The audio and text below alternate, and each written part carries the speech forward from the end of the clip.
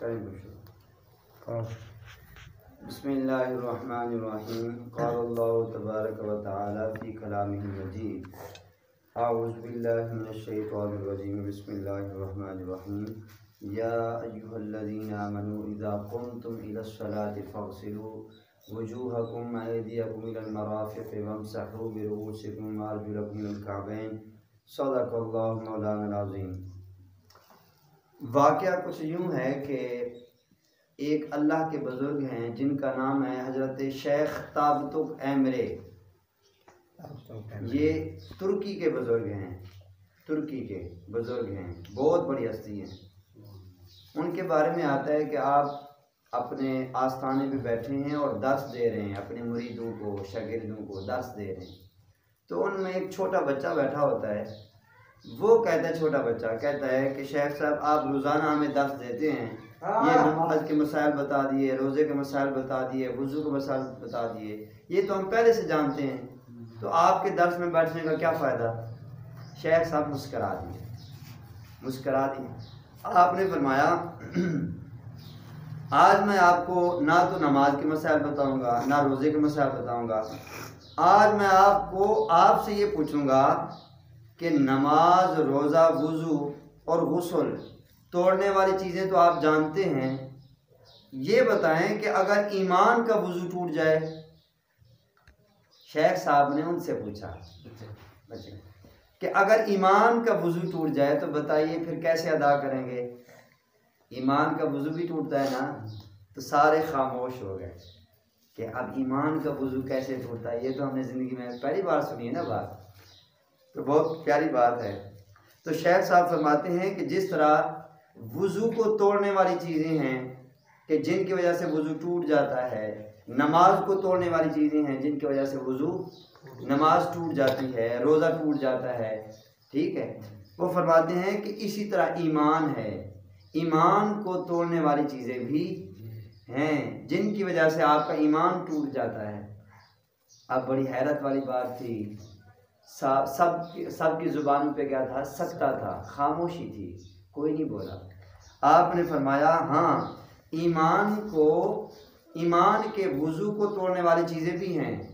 उन्होंने कहा या हज़रत आप ही फरमा दें, हमने तो ज़िंदगी में ये पहली बार सुना है। आपने फरमाया कि दूसरों का हक मारना, इससे आपका ईमान का वुज़ू टूट जाता है अगर आप दूसरों का हक मारते हैं। वाह। आपने फरमाया कि अगर आप मजदूर की मजदूरी नहीं देते तो आपके ईमान का वुज़ू टूट जाता है। और फरमाया कि अगर आप नाअहल लोगों को नवाजते हैं वो नाअहल, लेकिन आप उन्हें बड़ा मकाम दे देते हैं, आपके ईमान का वुज़ू टूट जाता है।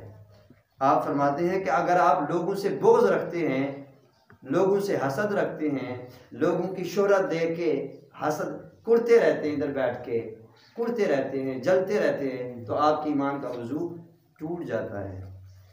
आप फरमाते हैं कि अगर आप हिर्स का शिकार हैं कि जी वो तो नवाज शरीफ हो गए, वो शहबाज शरीफ हो गए, वो फलां हो गए, उनको देख के कुड़ते रहते हैं, हिर्स करते रहते हैं कि बारी ताला मुझे भी इतना ही दे, ठीक है, तो फरमाते हैं कि आपके ईमान का वुज़ू टूट जाता है।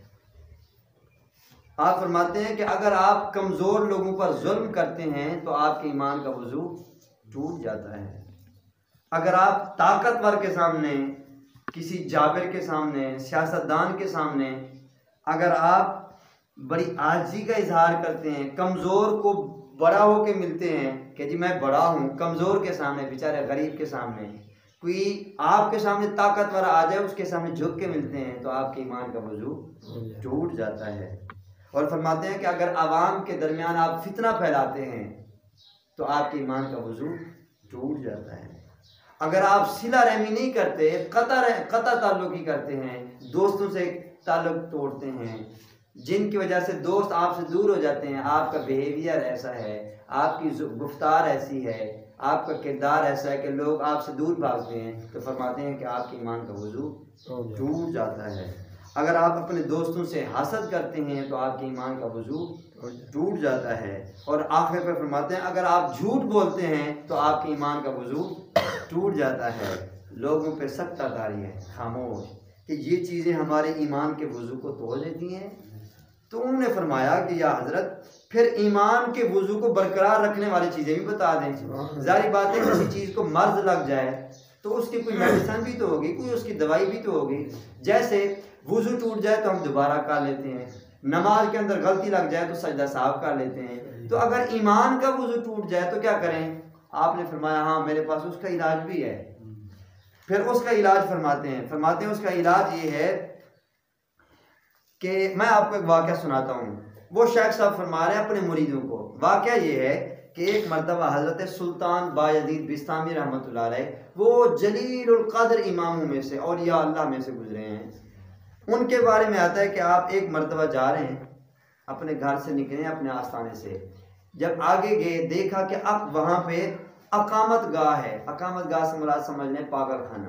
पागल खाना सामने रास्ते में आया ना, आपने सोचा कि चलो पागल खाने चले जाते हैं, वहाँ पे हकीम होंगे, डॉक्टर होंगे, ज़रा उनकी बातें सुन लेंगे, थोड़ी देर बैठ जाएंगे, फिर हम अपनी मंजिल की तरफ चल देंगे। जब वहाँ पहुँचे देखा कि वो हकीम सारे जमा हैं और वो दिमागी अमराज के बारे में बता रहे हैं कि जी अगर दिमाग के अंदर ये परेशानी हो, ये बीमारी हो तो उसके लिए ये इलाज, ये मसला हो तो उसके लिए ये इलाज, इस तरह की बातें कर रहे थे। आपने जाके सलाम किया, आपने फरमाया कि आप दिमाग की अकल के बारे में आप मेडिसिन तैयार करते हैं, दवाई बनाते हैं, आप उनकी तशख़ीस करते हैं कि ये बीमारियां हैं, ये उनके इलाज हैं। ज़रा ये बताएं, अगर ईमान गुनाहों की वजह से अगर ईमान का वुज़ू टूट जाए तो उसका क्या इलाज है? तो हकीम भी सारे खामोश हो जाते हैं। तो ये क्या बात हुई? तो ये कौन है?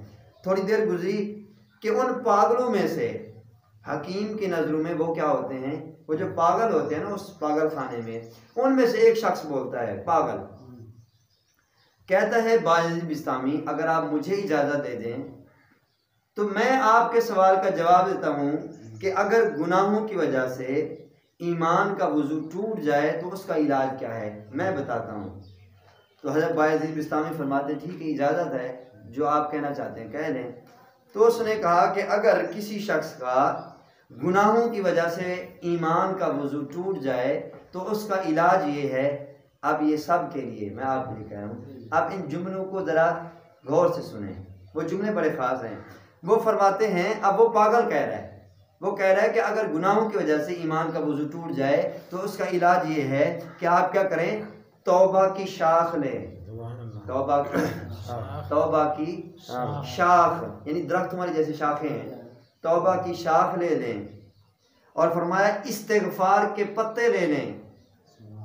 तौबा की शाख ले लें और इस्तिग़फ़ार के पत्ते ले लें और इन दोनों को मिला लें, मिला के दिल की उखली के अंदर डाल लें।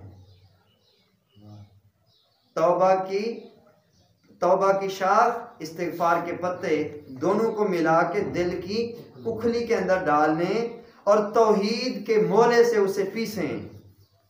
तौहीद के दस्ते से, दस्ते अरबी उर्दू ज़ुबान का लफ्ज़ है, मोला हम कहते हैं ना उखली के अंदर वो जो मोला करते हैं। फरमाते हैं तौहीद के दस्ते के साथ उसको पीसें। जब वो आटे की तरह पिस जाए, वो फक्की बन जाए तो क्या करें, फिर रहम की छानी लें। जिस तरह आटा नहीं छानते, हाँ, रहम की छलनी से उसे छाने। जब वो छान के साफ हो जाए तो उसके बाद क्या करें, अपने आंखों से आंसू निकालें।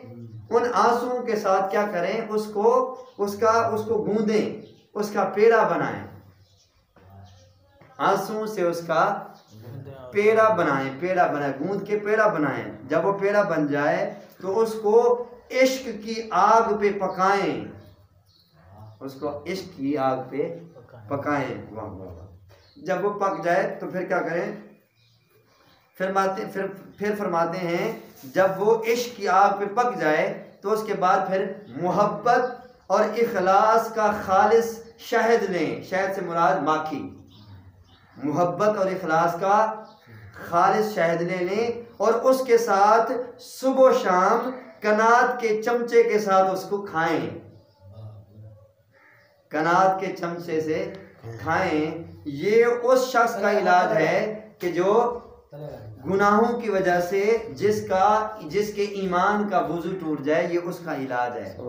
जब ये इलाज हजरत बायजीद बिस्तामी ने सुना तो आपने यूं हाथ खड़े कर दिए और फरमाया, हाय ये दुनिया। क्या फरमाया? हाय ये दुनिया, हाय ये दुनिया, हाय ना आखिरत अंदेश ये दुनिया कि जिसने तुम्हें पागल खाने छोड़ दिया। अरे पागल तो वो दुनिया वाले हैं जिन्हें इन बीमारियों के इलाज का पता ही नहीं, तुम्हें यहाँ क्यों छोड़ दिया? तुम ही तो अक्लमंद हो, साहिब बसीरत हो कि जिसे अल्लाह की मार्फत हासिल हो गई है कि अगर ईमान का वुजू टूट जाए तो उसका इलाज क्या है? पागल तो नहीं है, पागल तो ये ज़माने वाले हैं। तो सामीन किराम, इस वाक़े से हमें ये सबक मिलता है कि जिस तरह हमारा वुजू टूटता है, नमाज टूट जाती है बाज़ चीज़ों की वजह से, इसी तरह हमारे ईमान का वुजू भी टूट जाता है। और वो किन चीज़ों से टूटता है कि अगर हम बोझ रखते हैं, हसद रखते हैं, कीना रखते हैं, अगर हम झूठ बोलते हैं, हम जुल्म करते हैं, नाइंसाफ़ी करते हैं, तो इन चीज़ों की वजह से हमारे ईमान का वुजू टूट जाता है। और इसका इलाज क्या है? इसका इलाज ये है कि फिर आप अल्लाह से तौबा करें, आंसू बहाएं, आंसू बहाने के बाद अल्लाह से रुजू करें ना, अल्लाह से इस्तिग़फ़ार करें, अल्लाह से रुजू करें, फिर अल्लाह की मखलूक़ात पे फिर रहम करें, ताकि तुम मखलूक़ात पे रहम करोगे, अल्लाह तुम्हारे ऊपर रहम करेगा। और फरमाया फिर सब के साथ मोहब्बत के साथ पेश आएँ, इखलास के साथ पेश आएँ, फिर जितना अल्लाह रब्बुल इज़्ज़त ने तुम्हें दिया है उस पर कनाअत करें। जब तुम ऐसे बन जाओगे तो तुम्हारे ईमान का वुजू बरकरार रहेगा। अल्लाह रब्बुल इज़्ज़त अमल की तौफीक अता फरमाए।